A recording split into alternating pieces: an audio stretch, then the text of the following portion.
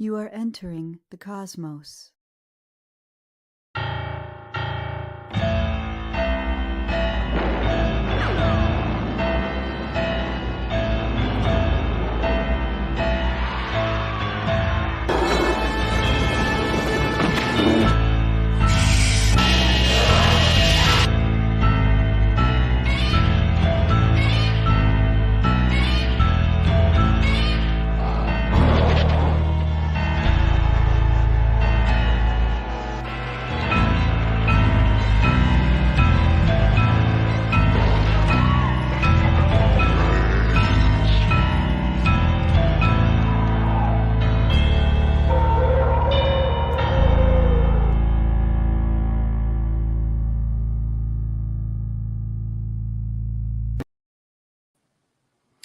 Hello, cadets. This is General Lemuel T. Howitzer, retired, and this is the Big Monster Briefing Room. I want to welcome you for a very special edition of this show.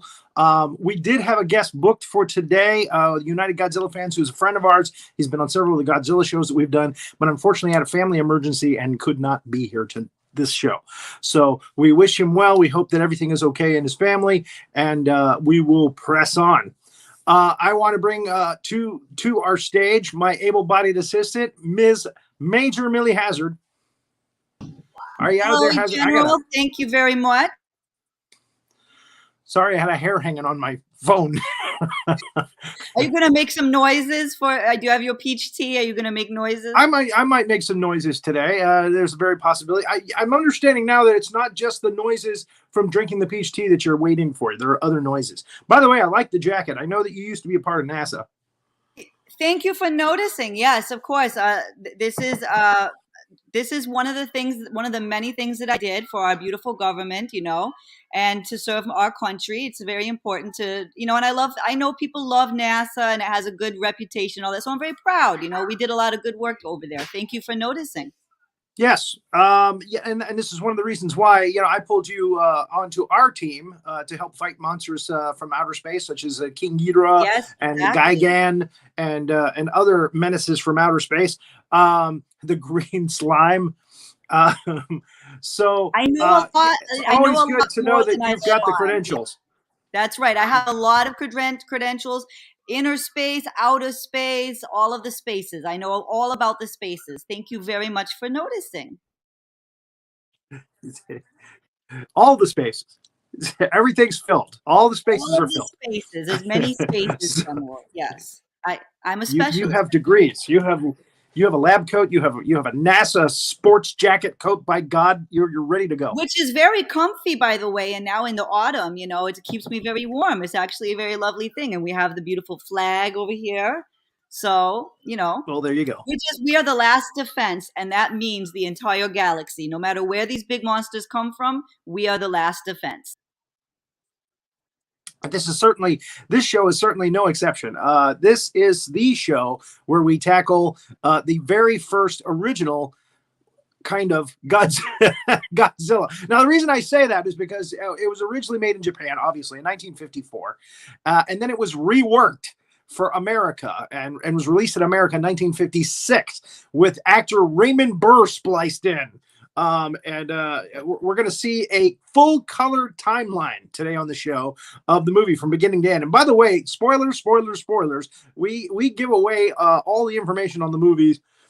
We go from beginning to end with a PowerPoint timeline. By gosh, everything we show everything because these are training films. This is not for entertainment. I know sometimes it can be entertaining, but really this is about how we can defend our country and our world. So that's the reason. Thank you for.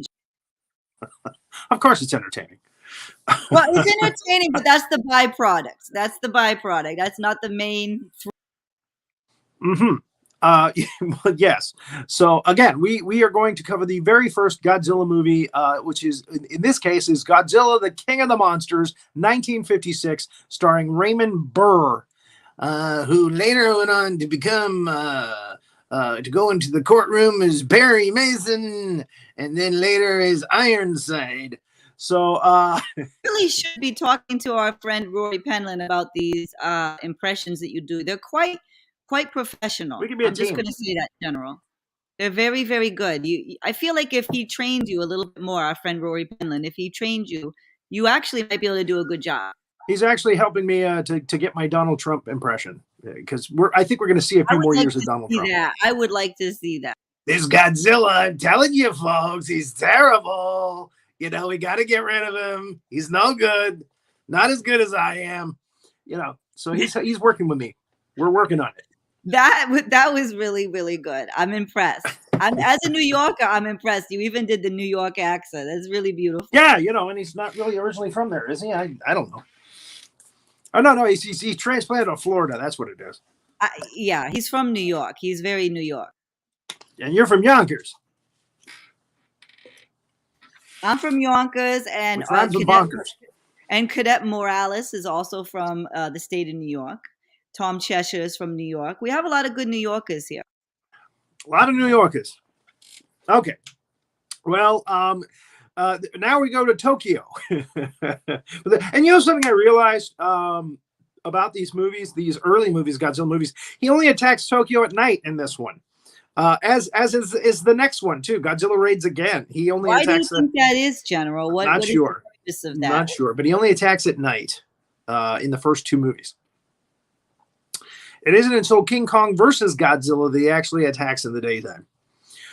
Okay, so the timeline actually should start with a Toho slide, you know, of the Toho logo, but unfortunately the colorization program didn't do a good job on that slide, so I omitted it. I left it out, but you know what I was. But well, go back one slide.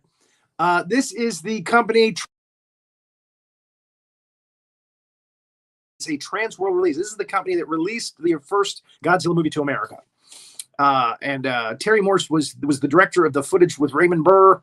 We're going to talk about that at the end of this, how they credited it. It was just kind of like, whoa, hey, that's a smack in the face. Anyway, and we'll talk about that later. And then, of course, Godzilla, King of the Monsters. Now, when you're pitching a monster movie in America, yeah, it's got to be the biggest. It's got to be the best. It's got to be the King of the Monsters.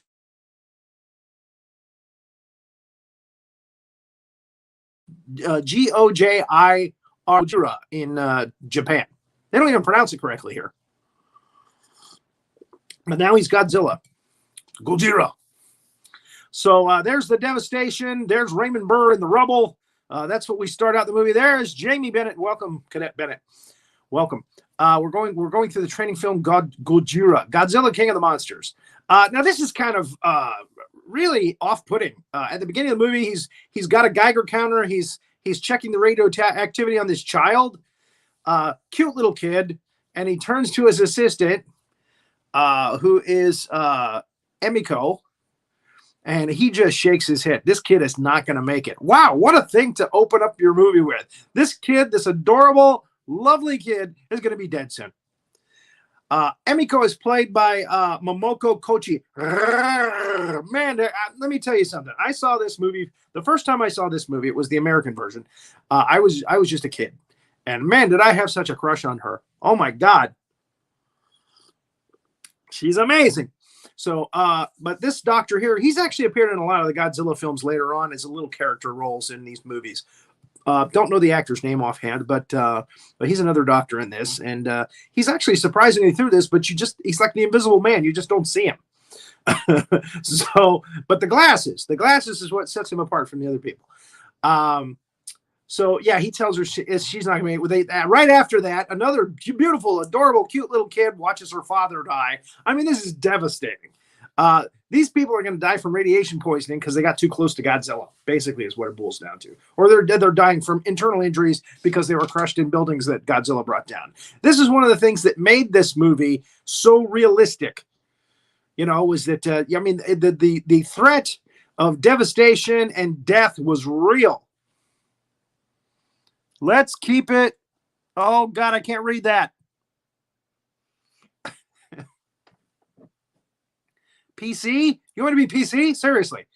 You said PG. Let's try to keep it PG. PG. Did I do something naughty?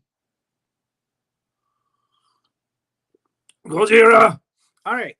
So again, adorable children. Let's move on. All right, now this is the scene where they've spliced Raymond Burr in, and they have a double actress playing Emiko, and they've put the same outfit on her, and she does look like Emiko from behind. And he's like, Emiko, we must stop this Godzilla monster. That's how Raymond Burr sounded. So, and she's just happy that he's still alive. She knows him because he's a reporter. He's over there. By the way, his name in this, are you ready? Is Steve Martin. Hey, wild and crazy news reporter.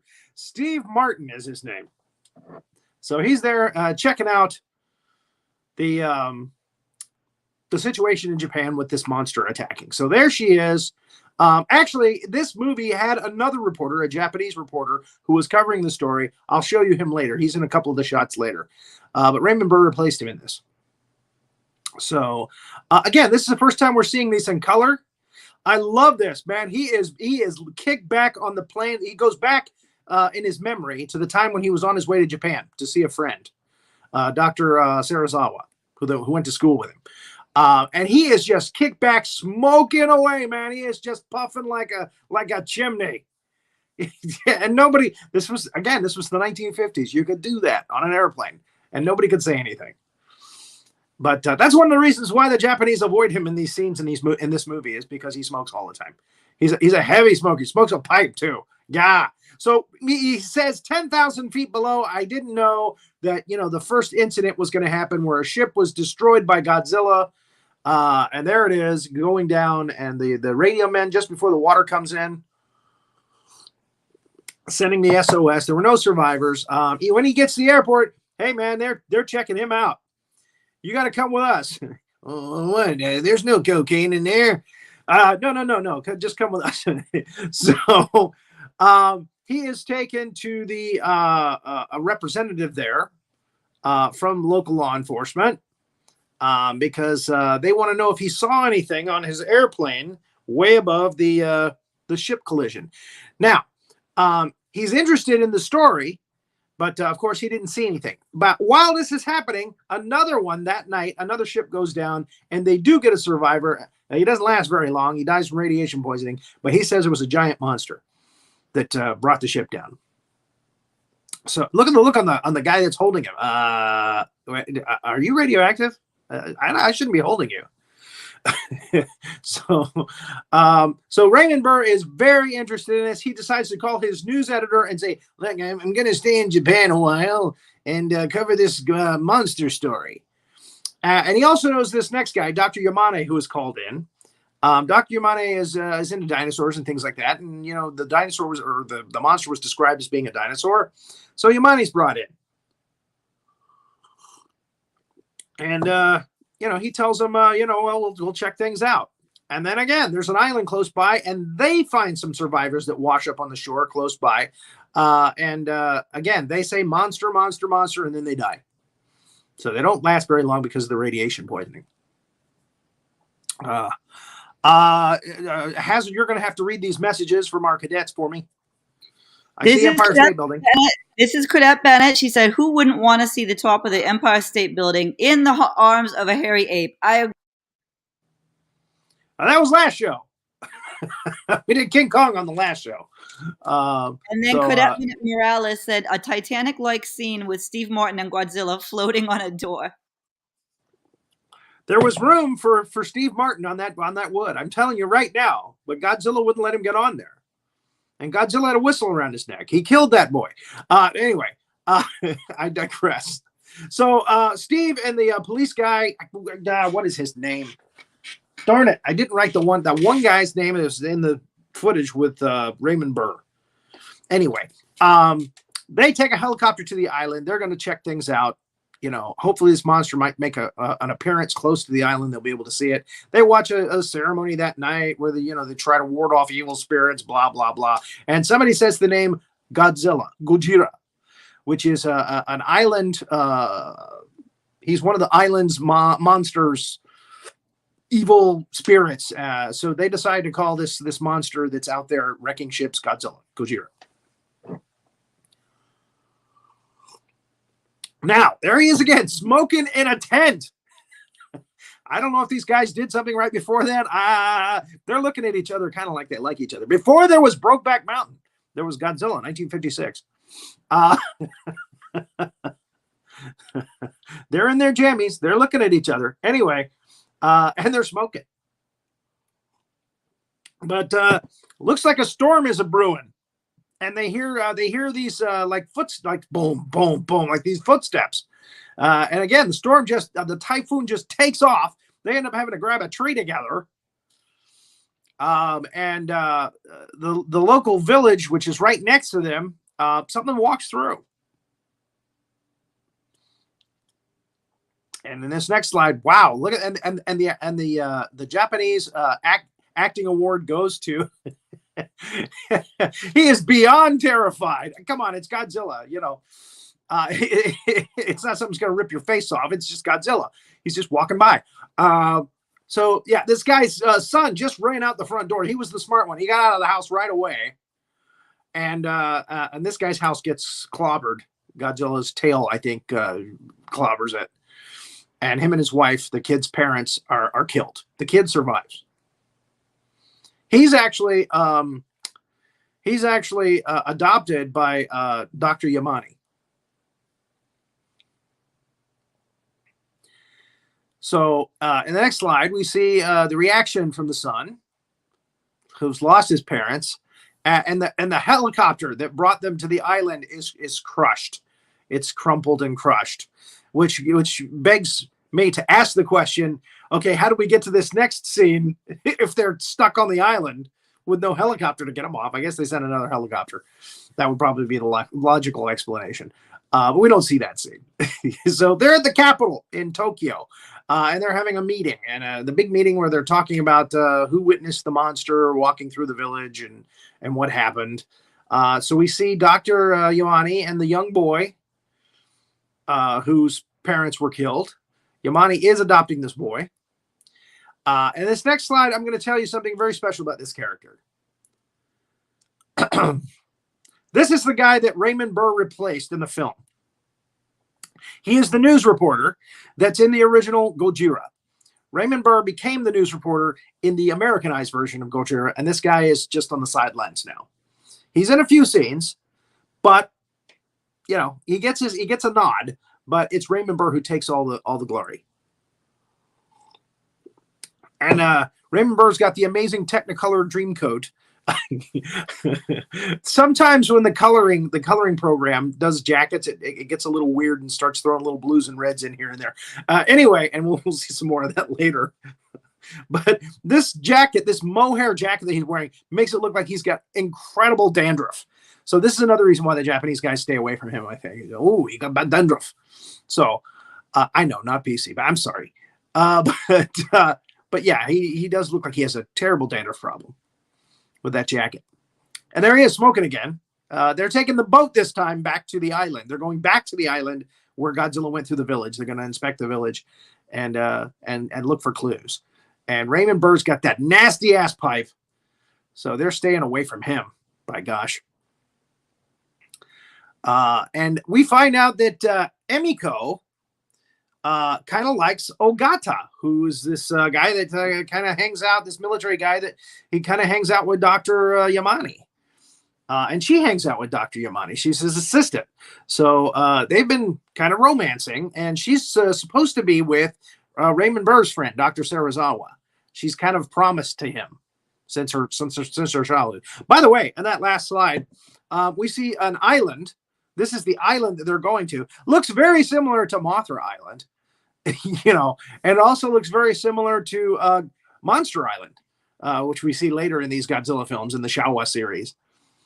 Just saying. It's an island. Don't make too much of it. Okay, so they go back to the wreckage site where the houses were tipped over, that et cetera, et cetera.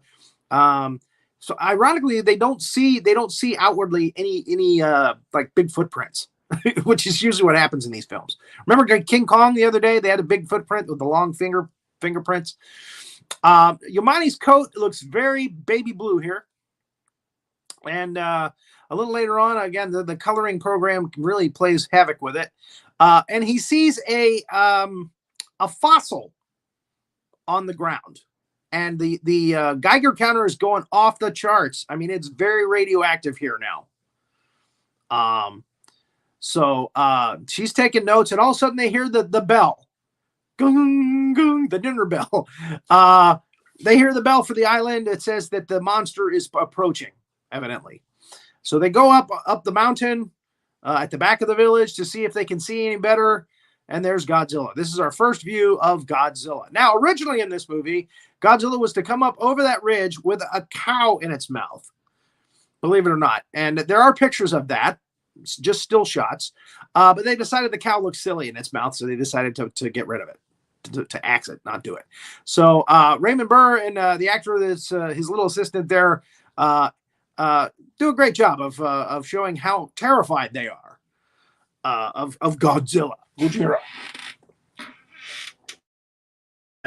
This is actually a hand puppet of Godzilla. Reaching up over the, there are two Godzillas. There's a suit that a guy wears, and then there's a puppet. And you could pretty much tell which shots are the puppet and which shots are the guy in the suit. And that's the puppet. Hello, my baby. Hello, my honey. Hello, my ragtime gal. So there he is, popping up over the ridge there. And he's very defiant, and they're very scared, as is expected. I mean, if you saw that, you'd probably drop about 5 pounds in brown matter, wouldn't you? I would think so. So Yamane and his crew don't seem to be as affected by it. And look at Yamane's coat. Somebody spilled red paint all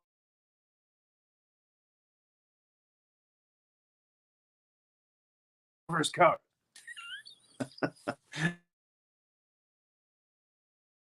And there's the reporter on the left. And now we see foot and his tail dragged behind it, and he's back in the water.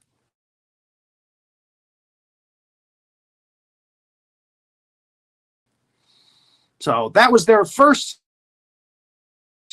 So they go back to Tokyo, to Japan.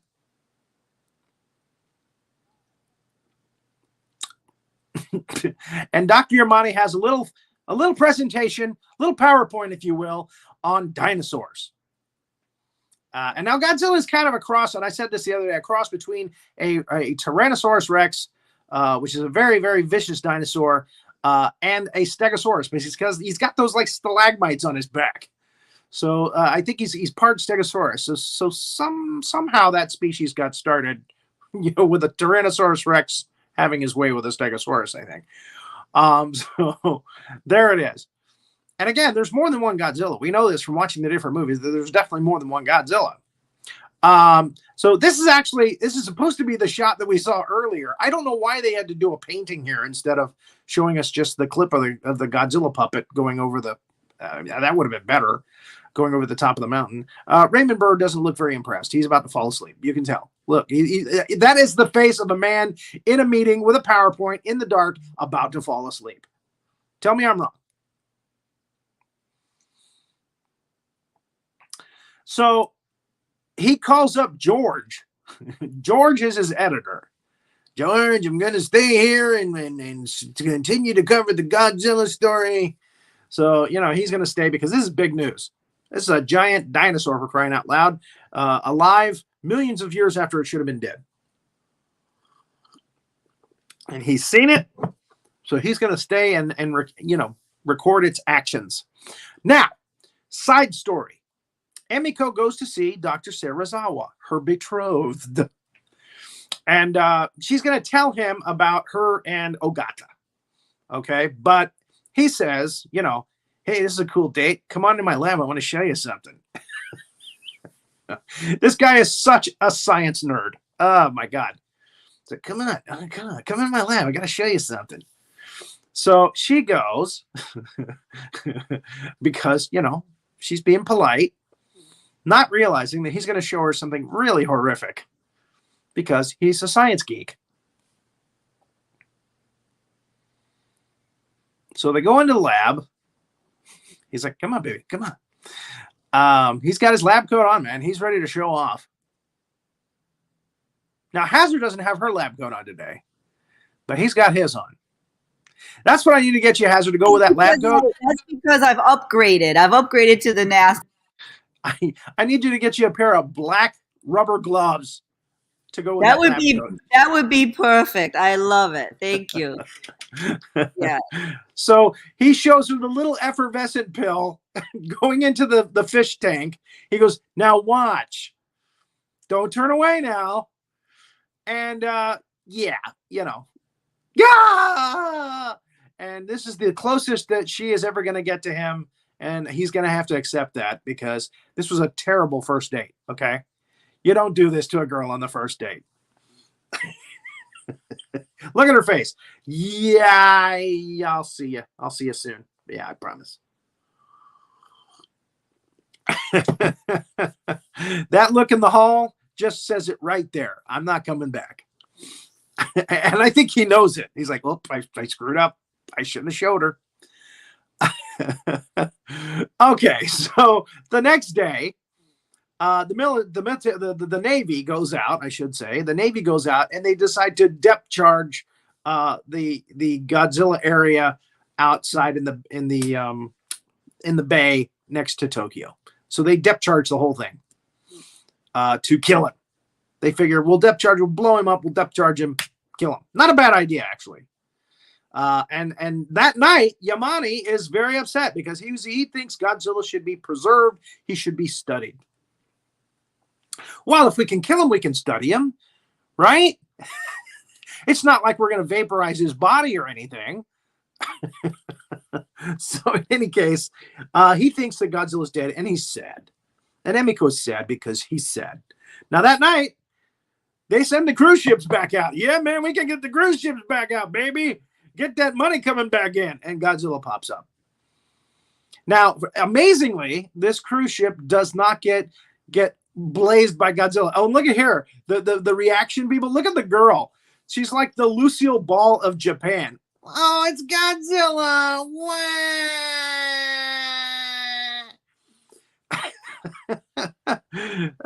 That'll dampen a trip.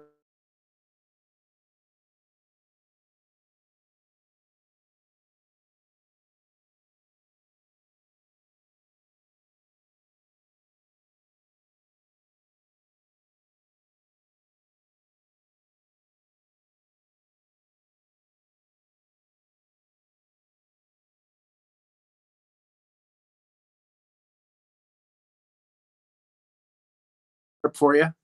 All right, folks, we're going back in.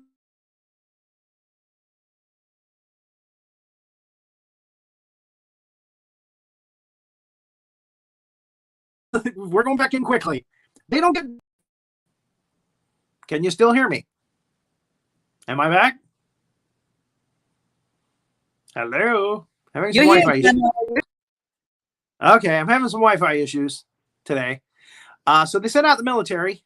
The tanks come out. The jeeps. They're getting ready. Godzilla's going to come into the city, I bet, tonight. Yeah. So, sure enough, I can't read that. On the ship was a something. Cameo by Toho. Mainstay Genji Sahara. Kenji Sahara was on that ship. I didn't see him. I like him. He's a good actor. He's one of the few that are still left of all those people. So Godzilla shows up again. He comes out of the bay. Dum, dum, dum, dum. Bum, bum, bum. The music by Akira Ifukube is wonderful. It's a great score. Not one of his best, believe it or not. He doesn't really catch his stride until about 7 or 8 years later, in the early 60s. He starts really making some fantastic scores for these monster kaiju flicks. But this is one of his better early ones. And Godzilla hits the city. He hits the dock, sitting on a dock of a bay. And we're going to have the train scene coming up here. This is the train scene that started all train scenes with giant monsters. Giant monsters don't like trains. They like to eat them. So there's the train on its way down the track over by the bay. And the guys see the foot coming across the track. Oh my God, look at the reaction. And of course they crash right into his foot.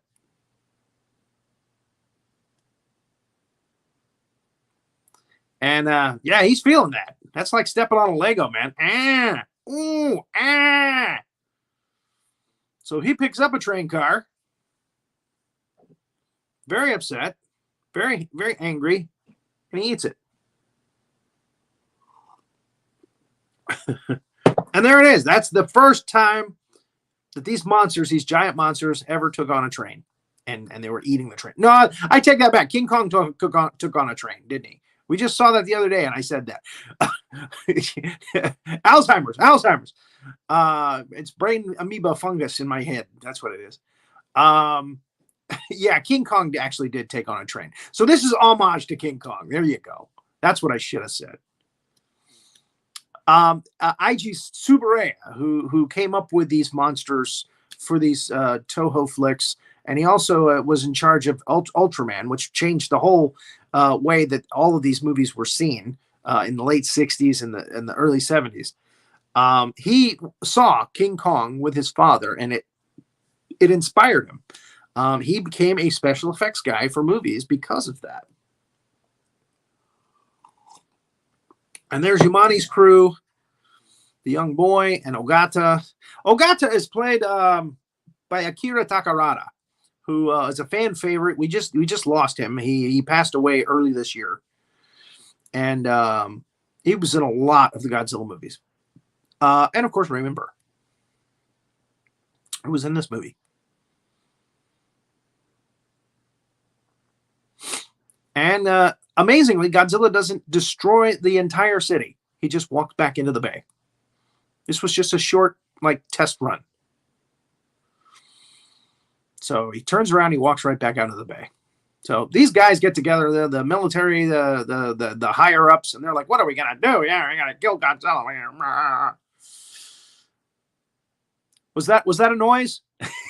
Did I just do a noise? It does qualify as a noise. Thank you, General. Okay. That's what I thought you were waiting for, that kind of stuff. Raymond Burr is working on his story, and then the little guy in the blue coat comes back, and he's like, "Hey, did you see what they set up for Godzilla this time? I don't know how they did it in one day, but by God, look at this." Man, they're fast. And they put up a giant electrical barrier around Tokyo to keep Godzilla out. And that's in the next slide. There it is. So this is a giant barrier. It's fully electrical, a gazillion watts of power to keep Godzilla out of the city. That makes sense. Lizards don't like electricity. Here's another great slide where the colorizing program just wreaked havoc on these poor soldiers' suits. Blue pants with olive. I was making jokes. Blue pants with olive jacket, and somebody threw red paint on the sleeves. Anyway, cute little girl. They're evacuating. They're evacuating Tokyo because, hey, he might get through that fence. You know, we don't know. He's pretty big. He's pretty strong. He's pretty powerful. So let's get the people out of the city. As many people out of the city as we can, thanks to avoid death and mayhem, destruction. So there it is. Raymond Burr sets up his recorder for that night. He's in the office there overlooking Tokyo with a bunch of other reporters. And he's getting ready to send his recorder, this message to George. The military is on watch. They're ready for Godzilla when he comes out of the bay. And they are soon, they're not disappointed. He shows up. Pops out of the bay. They got their missiles ready this time. They're going to shoot him with missiles this time, too. Superior firepower. Godzilla heads for that gate because the missiles don't even slow him down. Really, they just bounce right off of him. So he heads for that electrical barrier. Officially certified howitzer noises. That's it. Very good. Very good. Fred Bowman was on the show not long ago. Had a fun time with him. Cadet Bowman is a true patriot. Here's the guys that flip the switches. Look at all them switches. It looks like Frankenstein's laboratory for this barrier of protection, electrical protection. So they flip the switches and Godzilla zapped and zapped again. And he doesn't like it. It's true. He doesn't like it. It's very evident.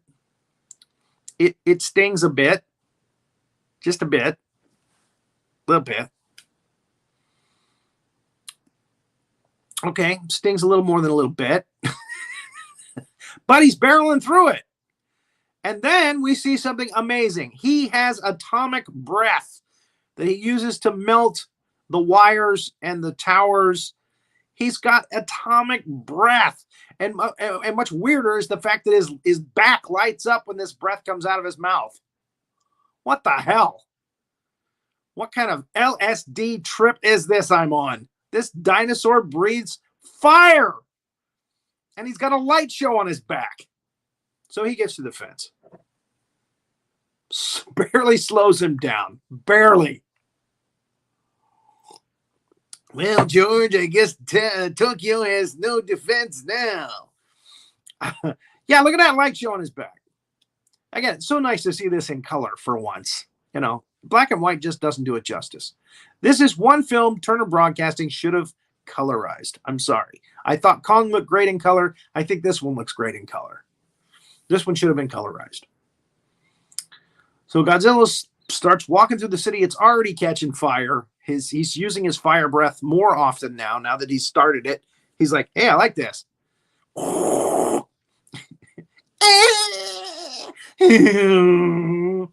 That's Godzilla's noise, by the way. He does it like a...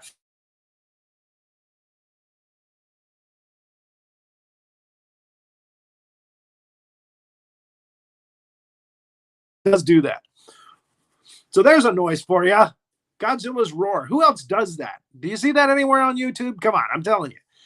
So that's the hand puppet there shooting out the the atomic radiation fire beam, for lack of a better moniker.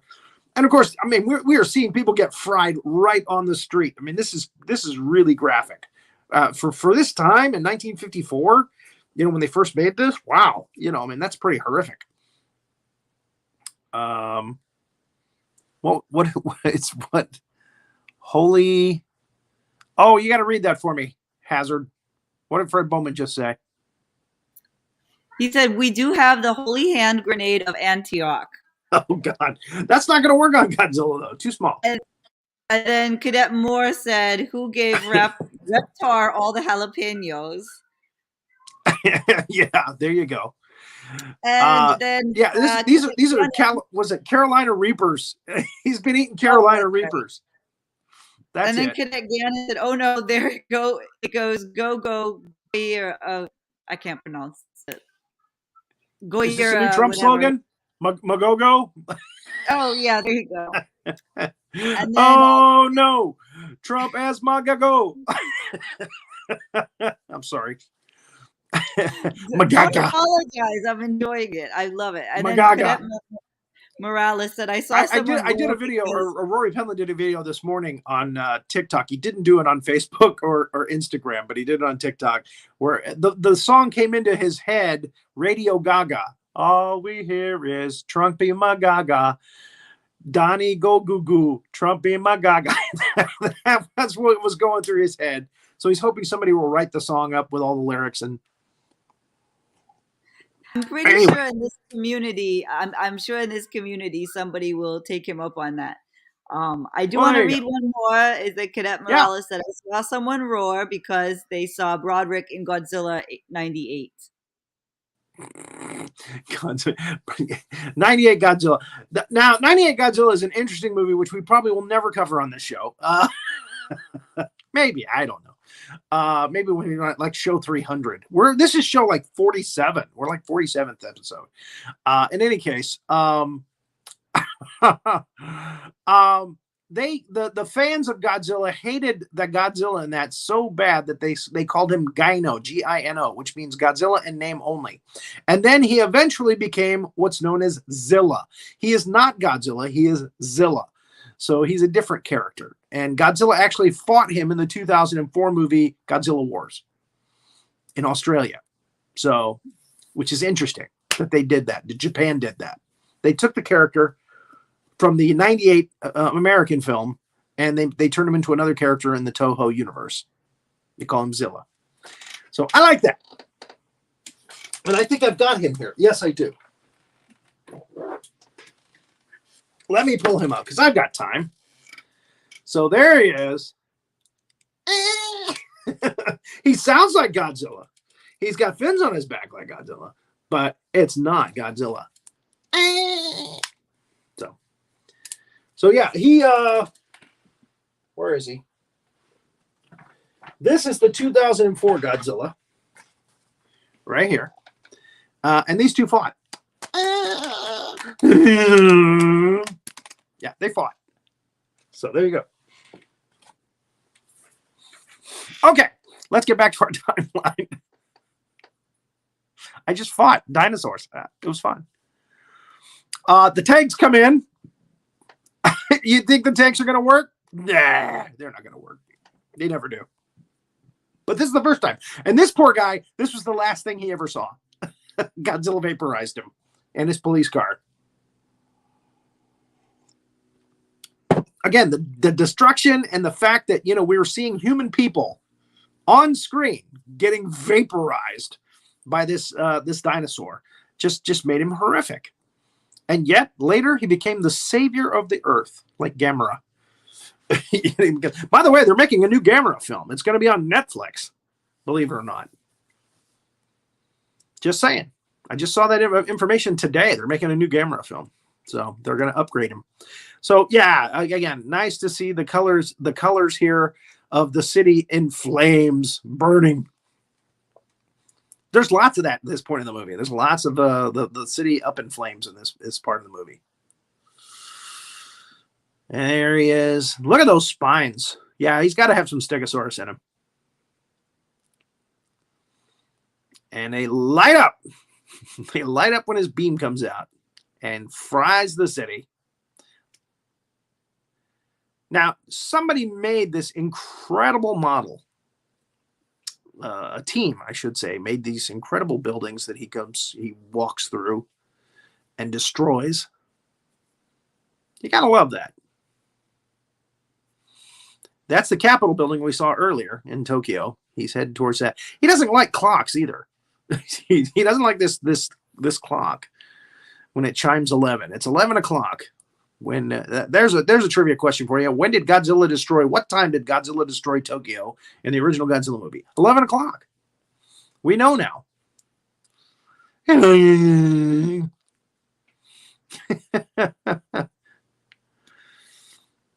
Now this is another reporter. For the longest time, I thought this guy was the reporter that Raymond Burr replaced when I was younger. But it's not. It's just a reporter that just happens to be in a tower and Godzilla comes up on it and, bites the tower down, killing all of the news reporters on that platform. There's no time to run down the stairs. So they're dead. These guys are dead. Next slide will show you. They're dead.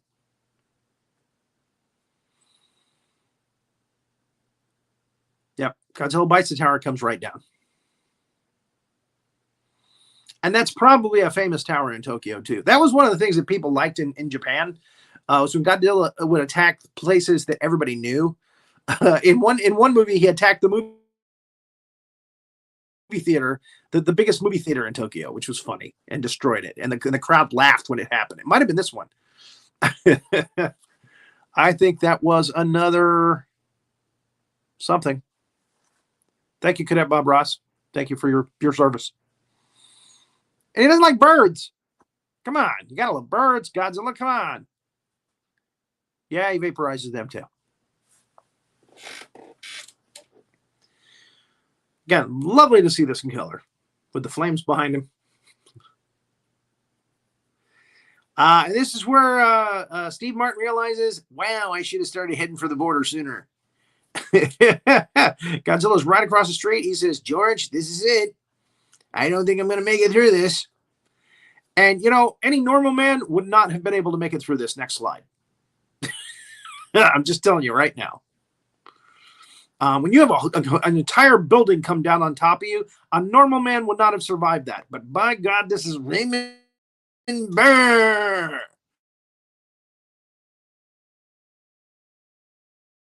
Big man. So Godzilla's blowing up everything. And they have this lovely shot of this woman on the street. And she's got 3 kids in her arms. She's got a baby on the street, got 2 kids in her arms. And she's crying and she's saying, you know, everything's going to be okay. Mommy, you know, just very powerful imagery for Ishiro Honda, the director who directed a lot of these Godzilla movies. A lot of the better Godzilla movies. Jun Fukuda, not so much. But I digress. So, yeah, you know, just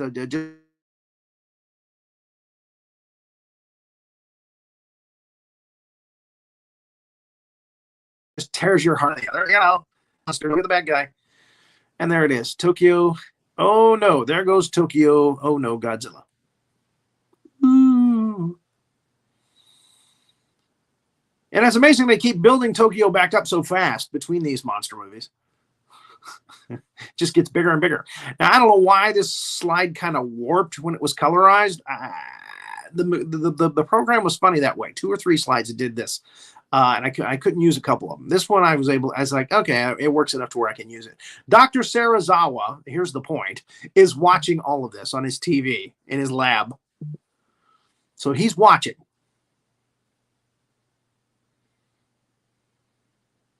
So we know that. Godzilla's heading back now to the ocean. He's pretty much destroyed everything. Good portion of Tokyo is destroyed. And, yeah, he's heading for the bridge to head out to the bay. The bridge is in his way, though, here. So he moves it. You know, I mean, he's big enough. He just moves it right out of the way. Tips it right over.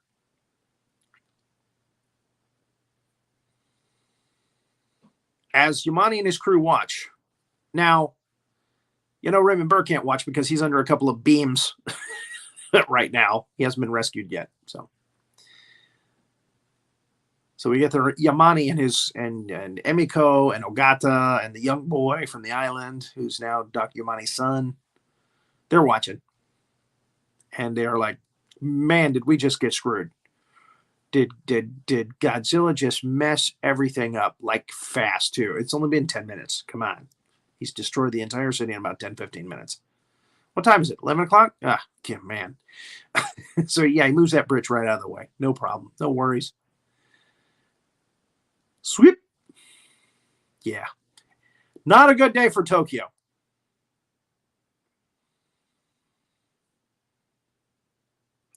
So the airplanes show up. They're a little bit late, wouldn't you say?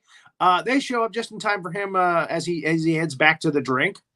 And they fire at him. And, of course, ineffective. You know, it just bounces right off him.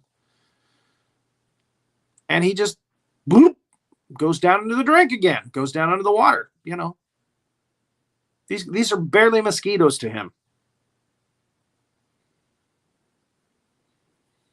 And they got a lot of searchlights and stuff on him as he heads back into the bay.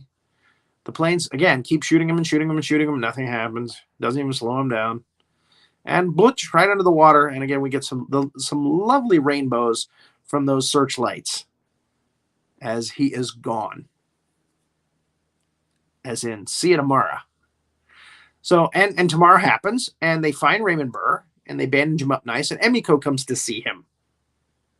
Isn't that nice? So he's telling her, you know, there's no way we can stop this thing, don't you? And she goes, well, you know what? I was in Sarazawa's lab the other day, and I'm not supposed to tell anybody, but he has a thing that he's made called the Oxygen Destroyer. And she flashes back to Sarazawa's lab, and that little effervescent pill that he drops into the fish tank.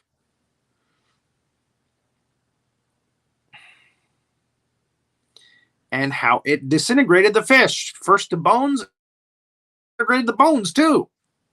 And that's important for me to tell you guys this, because this was a big gaffe that they made in a later Godzilla film. I think it was Godzilla against Mechagodzilla, maybe. But they created Mechagodzilla with the bones of Godzilla that they found supposedly from this. But the bones were disintegrated. Just saying. So in a different universe, I guess it just disintegrated the skin and not the bones. I don't know. Multiverse, Godzilla multiverse. So anyway, Raymond Burr is like, well, if he's got a weapon that can kill Godzilla, you got to convince him to use the weapon. Take Ogata with you. Not a good idea. He's not going to like that. But, and Serizawa realizes he's been had. Oh my God, you told this guy? You told him about my, not to tell anybody about? What happens if it gets in the wrong hands? What are you doing here? So she explains, hey, and he explains, hey, it's Godzilla. There's nothing will stop him. Nothing from the military can stop him. We need your device. And he goes, I don't know what you're talking about. He goes running to the lab. They run to the lab. They get in and there's a big fight. And Serizawa knocks Ogata down. He hits his head. And Emiko goes right to Ogata's side to help him. And it's at this point that Serizawa realizes, oh my God, she loves him. She's in love with him because she's taking such good care of him. Look at her. Look at how she's got her hands around his head. Oh yeah. Ooh, wow, wow, wow, wow. So Serizawa realizes, oh my God, my girlfriend, the woman I love, loves this guy. And they're telling me to use my thing. And I saw all the destruction and everything. Okay. All right. I don't know. He's conflicted. The man's conflicted. But then he hears the kids of Japan singing. And he's like, "Dah!" And he realizes he does have to use his weapon. The oxygen destroyer to kill Godzilla. Because it's the only thing that's going to do it. But nobody else can find out the secrets to the oxygen destroyer. So he burns all of the diagrams and stuff, all of the literature and stuff that he wrote up to create the oxygen destroyer. And of course, this makes Emiko very sad because she feels like it's her fault. And it is. But hey, you got to save lives, right? Come on. So the next day they go out into the bay, into Tokyo Bay, and they've got their Geiger counter. They're trying to find Godzilla with a Geiger counter, and sure enough, they find a spike in radioactivity. That's a smart way to find him.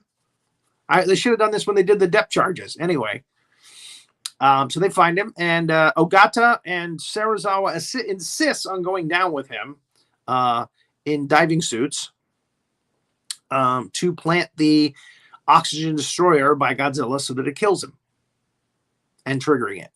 And only Serizawa knows how to use the oxygen destroyer. So they allow him to go down with Ogata. And again, he knows how to trigger this. There it is, the oxygen destroyer. Oxygen destroyer. So I love the fact that the program, the coloring program that I used made it gold. I don't know why it did that, but it made it gold, which I thought was kind of cool. And for the most part, the colorization of these slides it was pretty good. I got to say that I was pretty pleased with most of it. Even Godzilla, which sometimes the program makes him brown, which is weird. But in this case, it did right. It was dark gray usually for most of it, and the reflections off of him. Emiko looks very sad as they descend into the water, and their suits, their diving suits. And once underneath, and Raymond Burr looks scarred. He got a nice scar on his face now, and a nice bandage on his head. Got his arm in a sling. He's not smoking, surprisingly. They go down looking for Godzilla. Sure, yeah, he's in the area. They know because it's radioactive. I don't know how protective these diving suits are from radioactivity. I guess they give you some protection. You know, they cover you all the way. Yamane is watching, of course, from the ship. He's excited, and they're walking around, you know, stomping around down there. And now, when you're in these suits, you can't really hear each other. I mean, if you tap your heads, your helmets together, you can hear each other. But I don't think they do that. But for some reason, they seem to have some kind of communicators that allow them to communicate with each other. But back in that time, they usually didn't have that kind of technology. But anyway, I digress. And there's the oxygen destroyer in Serizawa's hand. And again, I love the fact that the program makes it look gold for some reason. Somebody's saying something. I can't read it. I'm sorry. It says the Japanese version of this final scene is powerful. Oh, okay. Yeah, this part doesn't change all that much. I mean, they clip in a few scenes of Raymond Burr reacting, from the service, but other than that, it's pretty much the same. It is a powerful scene because, we'll get to that in a minute.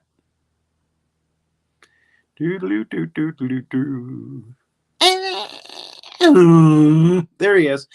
Godzilla shows up for the party. There he is.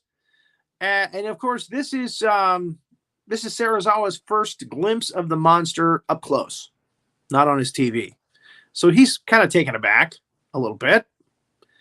But when he sees Godzilla and he realizes Godzilla's close enough, he says, okay, he sends Ogata back up. He says, I'll trigger it off. You go back up.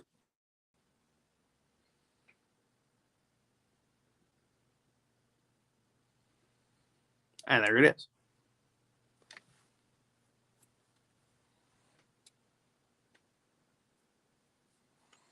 So Ogata comes back up. Again, Emiko looks a little nervous, a little shaken, a little worried. Again, these are the two men that she supposedly loves. And one of them's come back. The other one is down there with Godzilla still.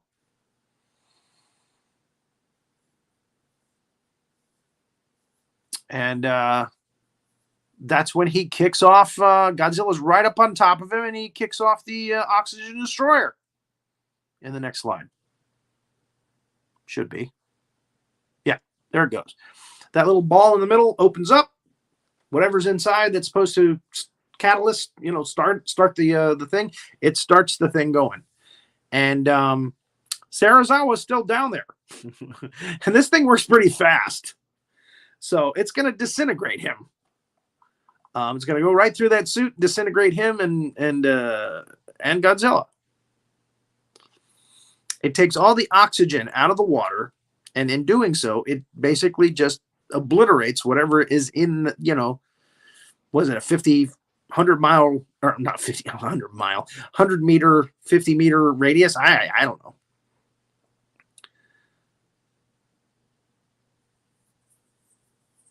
And Godzilla's not liking it. He's starting to feel the burn. It stings. It stings. And they're very sad up on the ship because Serizawa isn't coming back up. Hey, what's going on? He's like, Serizawa, come on. Come back up. Hurry. You're going to get disintegrated. And, we see big bubbles on the side of the ship.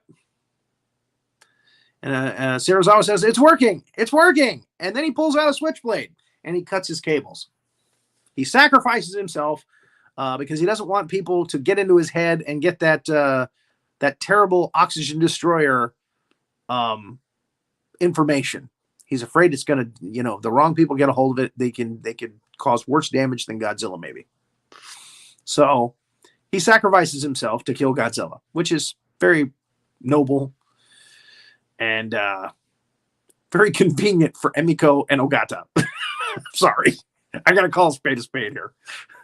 But there it is. He actually tells Ogata, be happy with Emiko, because he realizes they're in love, and he's not going to stay on that way. He realized he's just a science tech geek and he doesn't belong. So he sacrificed himself. Everybody's sad. Everybody on the ship is sad. Oh, how sad. Sarazawa.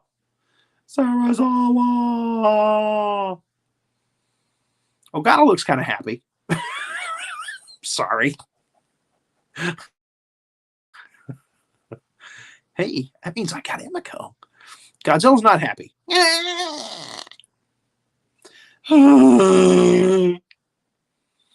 That's the puppet. I think. Yamana's not happy. He's sad. Raymond Burr. He's Raymond Burr.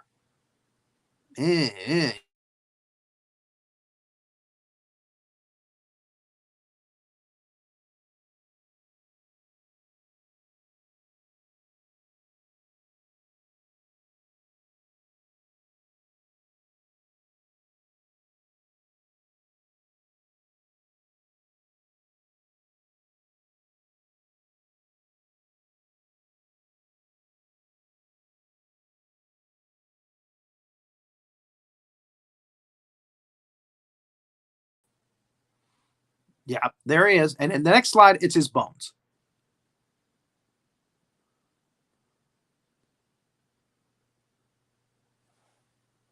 Ouch.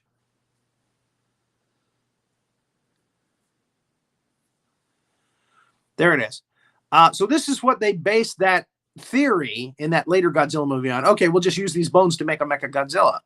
But they forgot the next slide, which is the bones disintegrate. So the bones disintegrate.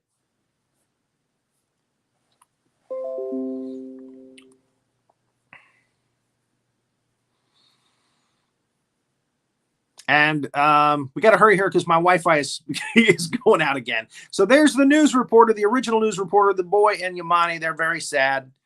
Let's move through these slides quickly. We're at the end of the show. And Ogata gets Emiko, but they're sad because Sarazawa gave himself up. Everybody's sad. And that's the end. It's a brighter day tomorrow. Steve Martin, played by Raymond Burr. But here's the interesting thing. Directed by Terry Morse. Wait a minute. And Oshiro Honda? Come on, give credit where credit is due here. It should be Oshiro Honda and Terry Morse because he only directed Raymond Burr, for crying out loud. But that's pretty much it. And produced by Tomoyuki Tanaka, who produced all of the Godzilla movies on up through, I think, Godzilla versus, Destroyer, maybe. Yeah, he was a big producer of these films through the Showa series and on up through 1995, I believe. Okay, so that's it, folks. Yeah. The original, not the original, but the first Godzilla movie, as it was released in America, 1956, with Raymond Burr, Godzilla, King of the Monsters. Major Hazzard, are you there? Yes, I'm here. All right. Thank you so much for helping us get through this. And again, I'm having some Wi-Fi issues, so we're going to bow out gracefully now while we still can. Keep an eye out for those big monsters, everybody. I hope you enjoyed the show. Thank you.